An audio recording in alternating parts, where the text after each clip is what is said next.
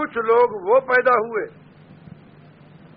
جنہوں نے نئی باتیں بنا کر دین میں ملانا شروع کر دی، اور کچھ لوگ وہ ہوئے جنہوں نے دین کی ثابت شدہ باتوں کو مٹانا شروع کیا۔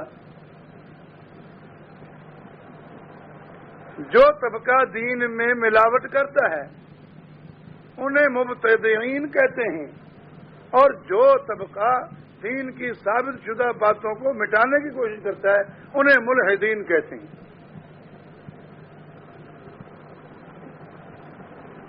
جو دین کی اصل بات ہے اس کو سمجھو اس کھیتی کی طرح جس کا بیج ڈالا گیا تھا۔ جس کھیتی کا بیج ڈالا گیا تھا، اور مبتدعین کی بدعتیں یوں سمجھو جیسے خضر و جڑی بوٹیاں پیدا ہو جاتی ہیں کڑک میں بڑک، جو خضر و گھاس پیدا ہو جاتا ہے جس کا بیج ڈالا نہیں جاتا، تو وہ کھیتی کو نقصان دینے کے لیے ہوتا ہے نا۔ اور الحاد کی ملحدین کی مثال سمجھیے اس کیڑے کی طرح جو اصل فصل کو لگ جاتا ہے۔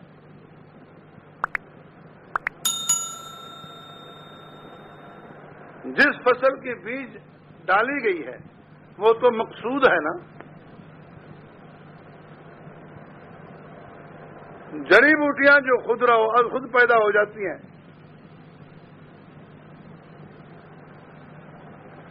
وہ بھی فصل کے لیے نقصان دہ، اور وہ کیڑا جو فصل کو لگ جاتا ہے وہ بھی فصل کے لیے نقصان دہ۔ تو بدعتیں ہیں خضر و جڑی بوٹیاں، اور الحاد ہے وہ کیڑا جو اصلی فصل کو لگتا ہے۔ دونوں نقصان کار ہیں، دونوں نقصان کار ہیں، لیکن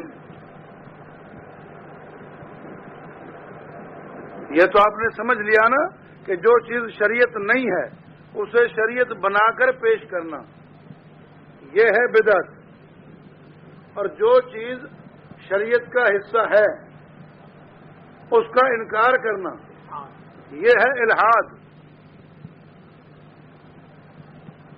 تو ان دونوں میں سے خطرناک زیادہ آپ بتائیں جڑی بوٹیاں زیادہ خطرناک ہیں یا کیڑا زیادہ خطرناک ہے؟ جڑی بوٹیاں تو فصل کو تنگ کریں گی اور اس کا پھل کم آئے گا، لیکن کیڑا تو سرے سے فصل کو ہی تباہ کرے گا۔